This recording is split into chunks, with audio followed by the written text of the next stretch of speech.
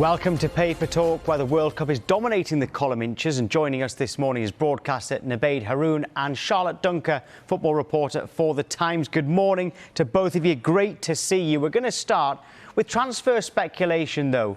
On the back page of the Daily Mirror, it says, in for the kill. You can see it there, KYL, as in kill. They suggest that Manchester United will step up their efforts to sign £150 million rated Kylian Mbappe from Paris Saint-Germain. OK, Charlotte, right? This story has come from, Cristiano Ronaldo being linked to Inter Miami. But is Manchester United's interest in Mbappe long-standing? I think if you look at most teams across the world, he's one of the most prolific goal scorers. He's such a young talent. I think loads of teams in the world would want him within their team. But I think if you look at the logistics of it, I know that he's on high wages. The fee that he would command, Manchester United are probably one of the few teams in the world that could afford to pay those wages and to get him in. But they need to look at the bigger picture. Over the last couple of years, they've said that they've changed their recruitment strategy and that they're not going to just make decisions based on what they suddenly need. January notoriously is a really difficult window for them, to any team to do any business in. They are looking for a striker. They contemplated getting a striker in last summer, so that hasn't changed, regardless of the situation with Cristiano Ronaldo. So it's potential that he's on a list as much as anyone else is because of his world-class talent. But I would be surprised if they went and got him in the January transfer window, because you've also got to look at Ronaldo as well. He's started 4 games in the Premier League this season. He scored 1 goal. They're not relying on him up front. They've got other options. Would it be a disaster if he left and they didn't replace him in January? Personally, I don't think so.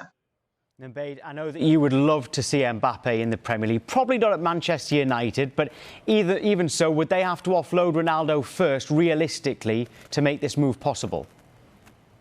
I think from a financial standpoint, definitely. I think with Mbappe's wages coming in as high as they will, I don't think you can have Ronaldo and Mbappe at a club, along with the other players United have that they are desperate to offload, who are on humongous wages. From a footballing standpoint, I agree with Charlotte. I think the fact that Cristiano has only actually started 4 games probably suggests that they don't actually need to replace Ronaldo. They don't need a like for like. Although I think United and Erik ten Hag will be looking at the Premier League table and saying we can probably finish higher than 4th, maybe squeeze into 3rd because of the way the other teams are performing. And if they want to achieve that, then they probably do need to buy a striker. But I don't think they'll go for a £150 million signing in January. OK, in that case then, Charlotte, does that make Napoli's Victor Osimhen, who is apparently also on United's radar, a more realistic option?